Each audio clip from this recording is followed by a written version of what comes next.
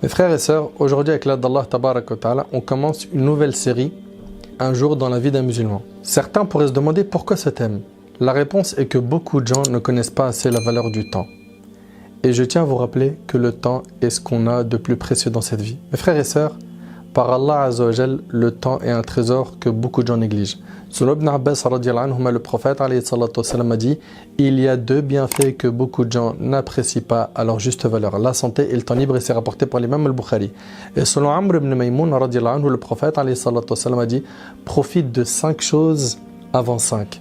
Profite de ta vie avant l'avènement de ta mort. » Profite de ta vie, t'es vivant. Et quand on dit profite aux gens, ils pensent que profiter c'est jouer, manger, voyager, s'amuser, aller au ciné, etc., etc., etc., etc.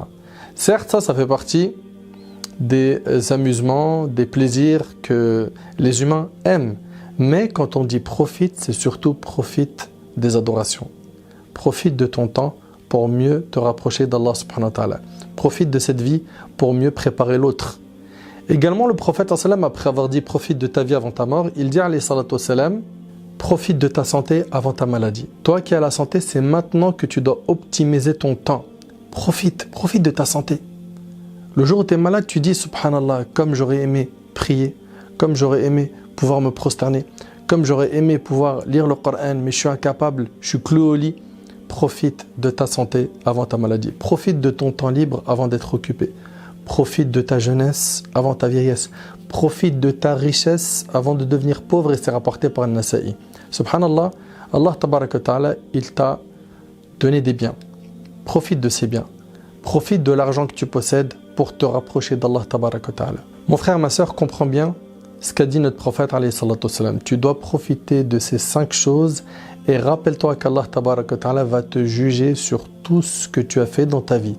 Un jour, tu seras devant Allah subhanahu wa ta'ala sans avocat. Seules tes œuvres te serviront. Adi radiyallahu anhu rapporte que le prophète alayhi salatu wassalam a dit « Il n'est pas un seul d'entre vous à qui Allah ne parlera pas sans l'intermédiaire d'un interprète. » Il regarde à sa droite et il n'y voit que ce qu'il a avancé. C'est-à-dire quand il va regarder à sa droite, il verra que ses bonnes actions. Il regardera à sa gauche et n'y verra que ce qu'il a avancé, c'est-à-dire les mauvaises actions. Il va regarder devant lui et n'y verra que le feu de l'enfer tout près de son visage. Aussi, mettez-vous à l'abri du feu, ne serait-ce que par un morceau de date. Et celui qui n'en trouve pas, par une bonne parole rapportée par Bukhari Muslim. Allahu Akbar, subhanallah. Tu peux te mettre à l'abri du feu par un morceau de date que tu fais en aumône, en don. T'imagines un petit peu? Ça veut dire quoi? En deux mots, ça veut dire la tahqiranna min al-ma'rufi shay'a. Ne méprise aucun bien. À partir du moment où tu es capable de faire le bien, fais-le. Et ne te dis pas, non, c'est pas assez grand. Moi, je vise que les grands projets qui rapportent beaucoup de hasanat. Mon frère ainsi que toi, ma sœur, ne méprise aucun bien, ne ferme aucune porte de bien. Dans un hadith rapporté par l'imam al-Tirmidhi, selon Abi Barzd al-Aslami radiyallahu anhu, le prophète alayhi salatu wassalam, il nous enseigne que tous les êtres humains, le jour du jugement, seront soumis à 4 questions. Essaye d'imaginer que tu as déjà les questions à l'avance du grand examen, l'examen du jour du jugement. 4 questions. 4 questions auxquelles on devra répondre. 1. Ta vie, comment tu l'as passée? Analyse ta vie. Comment ta journée passe en général? Regarde quand tu prends ton téléphone dans ta main, qu'est-ce que tu regardes? Ton cœur, il penche vers quoi? T'aimes quoi? T'écoutes quoi? T'aimes ce qui te rapproche d'Allah ou ce qui tue ton temps et te mène à la destruction de ton âme? Sache qu'Allah va te poser cette question. Ta vie, qu'est-ce que tu en as fait? Deuxième question, ta jeunesse, comment l'as-tu passée? C'est le moment de notre vie où on a pu réunir l'intelligence, la raison, la force. On a beaucoup de capacités. Troisième question, ton argent. Comment l'as-tu gagné et où l'as-tu dépensé? Ça ne suffit pas de le gagner dans le halal. Il faut le dépenser également dans le halal. Ça ne suffit pas de le gagner dans le halal. C'est-à-dire que tu n'as pas le droit d'acheter avec ce qui est illicite. Tu n'as pas le droit de le gaspiller. Tu auras donc 2 questions sur ton argent. Et attention à ceux parmi vous qui gagnent leur argent de manière illicite. Attention, le prophète alayhi salatu wassalam a dit « Toute chair qui s'est nourrie de l'illicite, c'est l'enfer qui lui convient le mieux. » 4e question, ta science, qu'en as-tu fait? Tu as appris beaucoup de choses. Plein de discours sont rentrés dans tes oreilles. Et certains ont même touché ton cœur. Est-ce que ça a changé quelque chose en toi? Ta science, qu'en as-tu fait? Celui qui est jeune et qui fait des efforts dans cette dunya, dans cette vie sera sous l'ombre du trône d'Allah tabaraka wa ta'ala, comme dans le hadith d'Abu Hurayra radiyallahu anhu, où le prophète sallallahu alayhi wa sallam a dit: 7 personnes seront ombragées par l'ombre du trône d'Allah le jour où il n'y aura d'ombre que la sienne. Parmi eux, un jeune homme qui a grandi dans l'adoration d'Allah subhanahu wa ta'ala. Subhanallah. Un jeune homme qui a grandi dans l'adoration d'Allah. Et ce hadith est rapporté par Bukhari Muslim. Dans notre communauté, il y en a beaucoup qui ont profité du temps et qui ont été des exemples dans l'utilisation du temps. Prends exemple sur notre prophète sallam, qui en 23 ans a été la cause de la conversion de dizaines de milliers de personnes de son époque. Et il en aura leur récompense jusqu'au jour du jugement. Je reviens à dire que ta vie est ce que tu as de plus cher. Optimise le temps. Optimise le temps de ta vie. Profite de chaque minute pour te rapprocher d'Allah subhanahu wa ta'ala. Ne laisse pas passer un jour sans en profiter. Ibn Mas'ud radiyallahu anhu, ce noble compagnon, a dit: la chose que j'ai regretté le plus de ma vie, c'est quand un jour passait et que mes œuvres n'avaient pas augmenté. L'imam Abul Wafa al-Hanbali rahimallah disait: pour moi, il est interdit de perdre 1 heure de ma vie.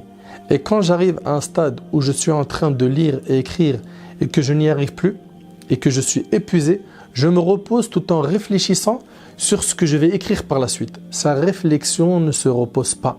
Il ne perd pas une seule seconde. Toi aussi, ne perds pas une seconde. Lis, réfléchis.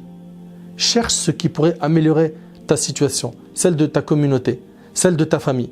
Le premier verset qui a été révélé, comme vous le savez, c'est « Li, iqra ». Cet homme, Abul Wafa, quand il mangeait, il disait à sa femme: quand tu amènes le repas, la soupe et le pain, mélange le pain à cette soupe et amène-la moi. Elle lui a dit: mais pourquoi tu ne prends pas le pain seul et la soupe seule? Il lui répondit: car l'écart de temps que je mets entre couper le pain, le tremper dans la soupe et le mâcher est trop grand, alors que je pourrais, pendant ce temps qui est perdu, lire au moins 50 versets du Coran. Qu'est-ce que vous en pensez? L'imam Abul Barakat, le grand-père de Cheikh al-Islam Ibn Taymiyyah rahimallah, c'était un homme impressionnant. Quand il entrait pour faire ses besoins aux toilettes, il demandait à un de ses enfants de venir de lire à haute voix en se mettant à côté des toilettes, pour qu'au moins ses oreilles puissent profiter du temps qu'il était en train de perdre aux toilettes. Vous le savez que on ne parle pas dans les toilettes. Et bien lui, il voulait au moins profiter des livres de science. Et c'est pour cela que quand il rentrait faire ses besoins, il demandait à quelqu'un de venir lire devant la porte des toilettes. Subhanallah. Mon frère, ma soeur, optimisons notre temps. Et retenez que les actions ne valent que par leur fin, comme c'est rapporté par l'imam al-Bukhari. Le Nabi sallallahu alayhi wa sallam, il a dit quoi? Innamal a'mal bil khawatim. Donc, à travers cette série, on va voir, Inch'Allah, comment optimiser nos 24 heures. Je vais essayer, Inch'Allah, durant toute cette série, de prendre chaque moment de ta journée et de te proposer des bonnes actions que tu pourrais faire. Dans la prochaine vidéo, Inch'Allah, on vous parlera du réveil. Tu as réglé ton réveil pour Salat al-Subh. Et bien sûr, tu ne vas pas te réveiller 1 minute ou 2 avant Subh, mais tu vas essayer de te réveiller un petit peu avant, pour faire pas mal de choses, Inch'Allah, qu'on va vous proposer. On en parle, Inch'Allah, dans la prochaine vidéo. Qu'Allah tabaraka wa ta'ala me facilite ainsi qu'à vous de tirer profit de ces enseignements.